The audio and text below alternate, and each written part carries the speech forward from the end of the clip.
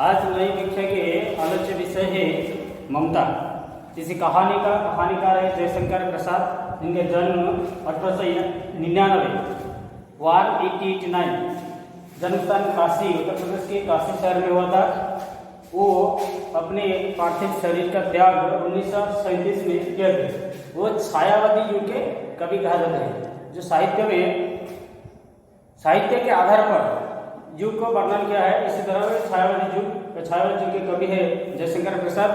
यहाँ पे वो एक ऐतिहासिक कहानी को हमारे सामने दिए हैं।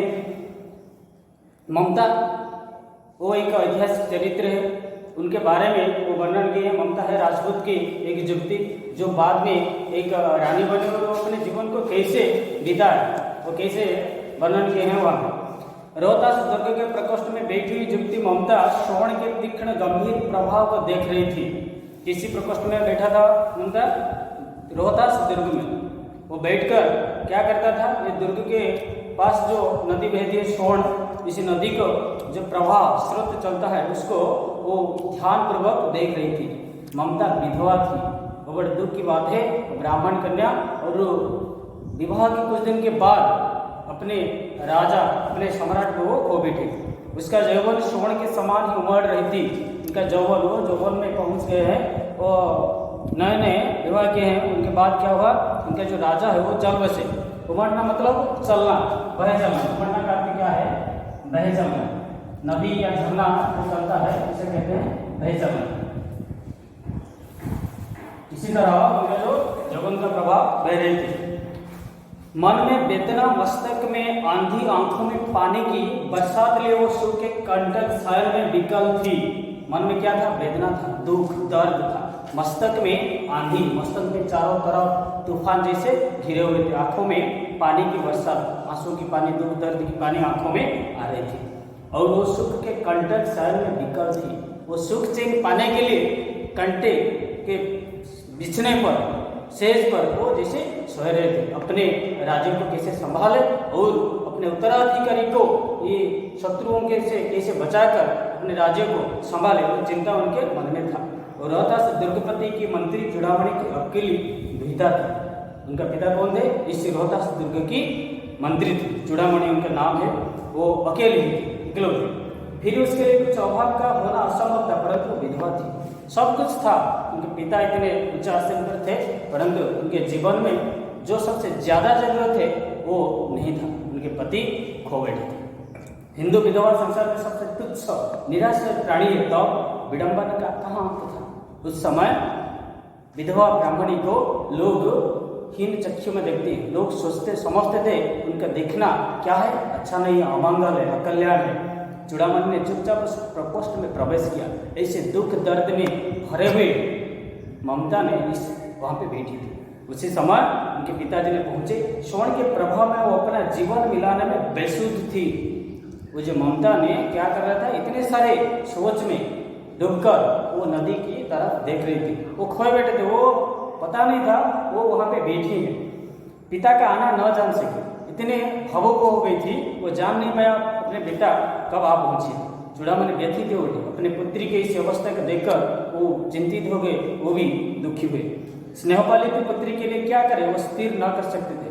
क्या करे जिससे वो दुख भूल जाए, सुख में, खुशी में रहे, उनके ओठों में हंसी आ जाए, परंतु वो संभव नहीं था। इतना दुख और दर्द में वो था। लौटकर बाहर चले गए। यह देखकर, ममता की अवस्था देखकर वो कुछ नहीं बोल पाए, वो लौटकर चले गए। दिशा प्राय होता, पर आज मंत्री के मन में बड़ी दुश्चिंता थी। वो तो पुरानी बात है, कुछ दिन के पहले ऐसी चल रही थी, परंतु आज मन में क्यों ऐसी भावना है? वो तो ममता तो दुखी है, परंतु चूड़ामणि उनके पिता आज भी दुखी हो गई। पैर सीधा न पड़ते थे, इधर उधर पड़ता था पैर, वो चल नहीं पाते थे दुख में।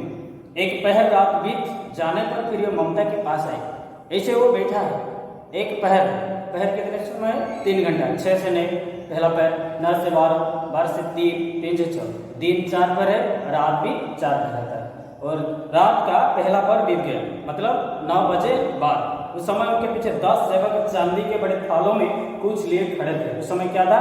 रोहतास दुर्ग में कुछ सेवक, कुछ राज कर्मचारी बड़े बड़े थालों में, थाली में क्या किए? सोने और चांदी ये सब लेकर वहां पहुंचे थे। कितने ही मनुष्य के पद शब्द सुन ममता ने घूम कर देखा। वो अपने पहले जो वो अपने पिता आए थे वो अकेला ही आए थे और धीरे धीरे आए थे, वो जान नहीं पाए थे, परंतु वो जो 5-10 आदमी आए जो राज कर्मचारी, उनके पैदल के जो शब्द उन्हें कानों पहुंची तो वो घूम कर देखा कौन आए हैं, दिखा है राज कर्मचारी ने पीछे खड़े हैं। तो क्या है उनके हाथ में? मंत्री ने सब थालों के रखने के लिए संकेत दिया है। चूड़ामणि उनके साथ है, वो जो थालों में भरे हुए सोना चांदी उन्हें रखने के लिए उनको आदेश दिए। अनुचर थाल रखकर चले गए, तो जो राजकर्मचारी वहां पे थाल रख दिए और वहां से चले गए। ममता ने पूछा ये क्या है पिताजी? ममता अपने पिताजी को पूछ रहे हैं, पिताजी ये सब क्या है? वो कपड़े से ढके हुए थे, वो जो थाल है तेरे लिए बेटी उपहार है। पिताजी अपनी ममता की जो दुख दर्द है दिल में उसे दूर करने के लिए वो ऐसे उपहार लेकर आए। ये कहकर चूड़ामणि ने आवरण उल्टा दिया, जो ढका था जो कपड़े उसे हटा दिया। वहां सुवर्ण का पीला पल्लू से सुनहली संध्या में विकीर्ण होने लगी। वो संध्या जो सुवर्ण का सुनहली किरण वो चारों तरफ बिखर रही थी और इतने सुनहली जैसे जान पड़ता था दुर्ग के बीच में अंदर में। ममता चौंक उठी, आश्चर्य हो गई। चौंकना मतलब आश्चर्य हो गई, चौंक उठी, ये सब क्या है? इतना स्वर्ण ये कहाँ से आया? इतना स्वर्ण बहुत सारे थालों में भरी हुई कहाँ से आए? वो अपने पिताजी को पूछ रहे। चुप रहो ममता, ये तुम्हारे लिए है। उनके दुख को मिटाने के लिए, भूलने के लिए ऐसे चूड़ामणि ने क्या है कहा कि तुम इसे भूल जाओ, चुप रहो, कुछ नहीं बोलो, ये तुम्हारे लिए उपहार है, तुम इसे स्वीकार करो। तो क्या आपने म्लेच्छ को उत्कर्ष स्वीकार कर लिया है? मतलब ये समझ लिया कि जो दुर्ग को अधिकार करने के लिए आए हैं उनके साथ संधि चुक्ति करने के लिए उनसे वो उत्कर्ष या रिश्वत जो उड़िया में जो लांछो कहते हैं ब्राइब, वो समझ लिया है कि उसे ग्रहण कर लिया। यह अर्थ नहीं अनर्थ है, लौटा दीजिए। वो बोलता है विधवा ब्राह्मणी ने लिए धन के प्रति मोह ममता नहीं है। तो ममता अपने पिताजी को बोलती है कि जो म्लेच्छ जो जवान या मुसलमान है उनसे जो उत्कर्ष है उसे लौटा दीजिए, सब अनर्थ है, आवश्यकता नहीं है।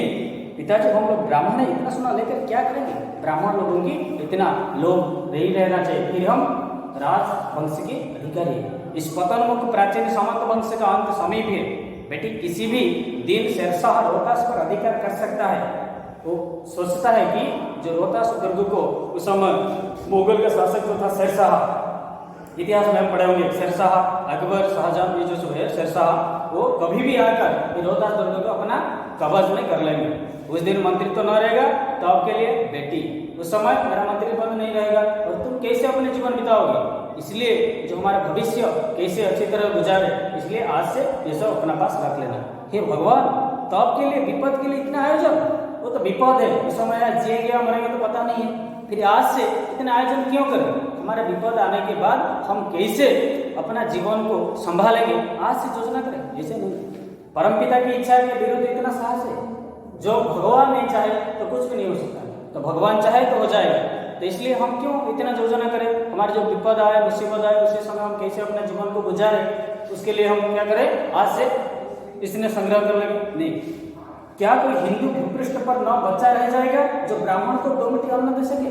हमारे जीने के लिए क्या जरूरत है? खाने के लिए 2 मुट्ठी अन्न और पहनने के लिए कुछ छोटी सी कपड़ा चाहिए, और ज्यादा कुछ नहीं है ब्राह्मणों के लिए। कि इस दुनिया में इतने बड़े धरती पर कोई भी हिंदू नहीं रहेगा जो ब्राह्मण को इतना दान नहीं कर सके। तो इसलिए हम इतना सोने की क्या जरूरत है?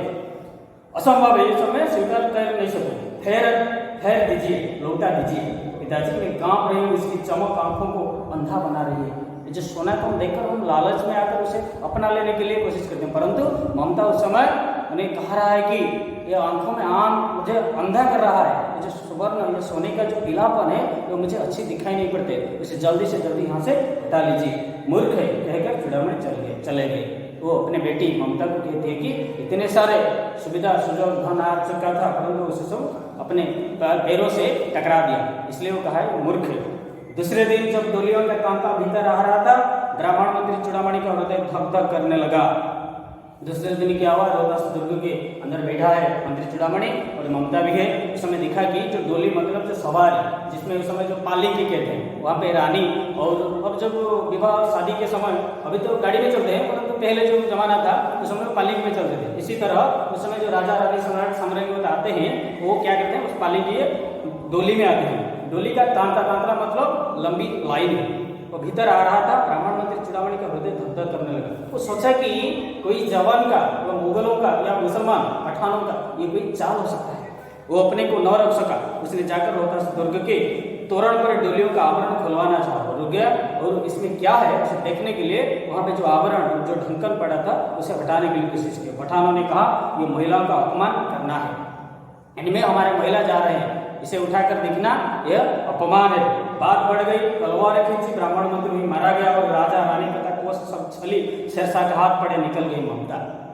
ये शेरशाह का चाल था, वो अपने सैन्य सामंतों को इसी डोली के अंदर अपने शस्त्र के साथ रोहतास दुर्ग के में पहुंचकर उसे हमला करने के लिए ऐसे योजना बनाई थी। यह जान पाया था कि चूड़ामणि ने उस समय जो चूड़ामणि ने इसे काम किया तो वो ज्यादा भड़क गए और क्रोध में आकर अपने तलवार निकालकर चूड़ामणि को वहां पे मार दी। तो ममता अपने मुसीबत को हटाने के लिए बहुत सारे प्रयास करके कोशिश करके इस रोहतास दुर्ग से बाहर जाने के लिए प्रयास किया और सफल भी हुए। दिल्ली में भरे हुए पठान सैनिक दुर्ग भर में फैल गए पर ममता न मिली। उनका लक्ष्य क्या था? ममता को पकड़ना है और ममता को अपना अधीन कर इस दुर्ग को अपने आयत में अपने कंट्रोल में ले आना चाहिए, परंतु वो हो नहीं पाया। काशी के उत्तर धर्मचक्र बिहार मौर्य और गुप्त सम्राटों की कीर्ति का खंडहर था। भग्नचूड़ा तृणगुल्मों से ढके हुए प्राचीन ईंटों के ढेर में बिखरी हुई भारतीय शिल्पी की विभूति ग्रीष्म रजनी की चंद्रिका ने अपनी शीतल कर रही थी। काशी के उत्तर धर्मचक्र बिहार उस समय जो बौद्ध धर्म का जो प्रसार स्थान था, वहां पे बौद्ध भिक्षु ने क्या करते थे, अपने सन्यासी को, साधु जो लोग अपने भक्तों को क्या करते थे, ज्ञान सुनाते, उसे हम बिहार कहते थे। मौर्य शासक समय और गुप्त शासक समय में वो सब बिहार निर्मित हुआ था। वो अपने सम्राटों की कीर्ति का खंडहर था। ये सम्राट ने उसी समय ये सब बिहार निर्माण किए थे, वो उनका प्राचीन कीर्ति और कारुकार्य है। वहाँ पे वो भग्नचूड़ा, वो भग्नावशेष है, ध्वंस विध्वस्त है। वहाँ पे भरे हुए क्या, तृण और गुल्म पेड़ पौधे, ढके हुए प्राचीर ईंटों, जो प्राचीर बहुत पुराने ईंटों से वो ढके हुए हैं। ढेर में ईंटों के ढेर में बिखरी हुई भारतीय शिल्प, भारतीय कारुकार्य वहाँ पे पड़ी हुई थी। उस समय क्या था, ग्रीष्म की रजनी के चंद्रिका, जो चांद की चंदनी क्या करता था, उस स्थान को शीतल कर रही थी। जहाँ पंचवर्गीय भिक्षु गौतम का उपदेश ग्रहण करने के लिए मिले थे, उस स्तूप के भग्नावशेष के मलिन छाया में एक झोपड़ी का दीपालोक में एक स्त्री पाठ कर रही थी, अनन्य चिंतयन्तु माई जना परिजीवासन दे। इस समय क्या करते थे, एक स्त्री ने इस भग्न कुटीर में बैठकर क्या करते थे, उस समय वेद ध्वनि करते थे। शांत समय था, उस स्थान इतना शांत और शीतल था। पाठ रुक गया कि भीषण और हताश आकृति दीप के मंद प्रकाश में सामने खड़ी थी। ये जो अपने जो वेद का उच्चारण कर रही थी वो रुक गए। एक भीषण और हताश आकृति दीप के मंद प्रकाश में सामने खड़ी, वो दीप जल रहा था, इतना मंद आलोक है वहां पे। वो जब एक सामने एक बड़ा आकृति आकर खड़े हुई, वो स्त्री उठ पड़ी और उसने कपाट बंद करना चाहा, परंतु व्यक्ति ने कहा माता मुझे आश्रय दीजिए। उस समय वो चाह रहा था कि कोई अगर में कोई शत्रु वहां पर पहुंच कर उनका क्षति करने के लिए आए हैं, इसलिए वो कपाट बंद करने के लिए चाह रहा था, परंतु उस समय वो अपने आश्रय लेने के लिए वो इतने विकट और भाववश में बोला कि माता मुझे आश्रय चाहिए। तुम कौन हो? स्त्री ने पूछा, स्त्री लोगों ने पूछा माता तुम कौन हो? मैं मुगल हूँ, चौसा युद्ध में शेरशाह से विफल होकर रखना चाहता हूँ। इस रात अब आगे चलने में असमर्थ हूँ, और रात आगे नहीं चल पाऊँ, शेरशाह मेरे पीछे, तो इसलिए मैं आज यहाँ पे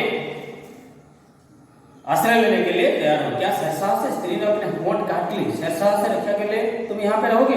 हाँ माता, परंतु तुम भी वैसे क्रूर हो, वो भी पठान है, वो भी पठान है, मुगल जो जवान है वो क्रूर है। वही भीषण रक्त की प्यास, वही निष्ठुर प्रतिबिंब तुम्हारे मुख पर ही है। सैनिक मेरी कुटी में स्थान नहीं, जाओ कहीं दूसरा आश्रय खोज ली।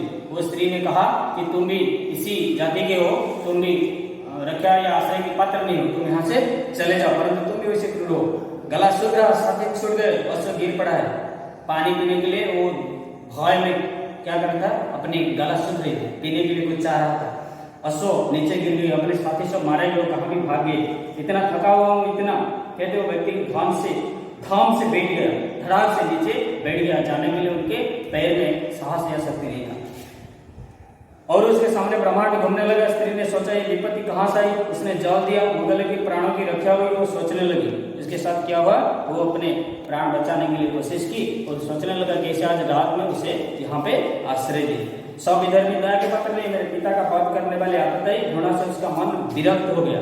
उनके पिता जो चूड़ामणि उनके हत्या कौन किए थे, उससे शाह की जो डोली आते थे, वो इसलिए वो मुगल या पठानों के ऊपर उनके मन में क्रोध और विरक्ति की भावना है।